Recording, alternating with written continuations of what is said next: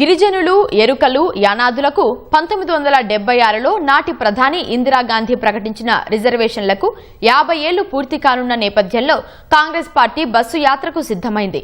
ఈ నెల 25 నుంచి జూలై 1 వరకు బస్సు యాత్ర ఉంటుందని పీసీసీ అధ్యక్షుడు మహేష్ కుమార్ గౌడ్ తెలిపారు. గాంధీ భవన్ వద్ద బస్సు యాత్రకు సంబంధించిన పోస్టును పలువురు గిరిజన నాయకులతో కలిసి ఆయన ఆవిష్కరించారు. బస్సు యాత్రను సీఎం రేవంత్ రెడ్డి ప్రారంభిస్తారని, అనంతరం ఎల్బీ నగర్ స్టేడియంలో బహిరంగ సభలో మాట్లాడతారని తెలిపారు. తండా తండాలో ఇందిరమ్మ జెండా అనే నినాదంతో బస్సు యాత్ర చేపట్టనున్నట్లు మహేష్ కుమార్ గౌడ్ వివరించారు.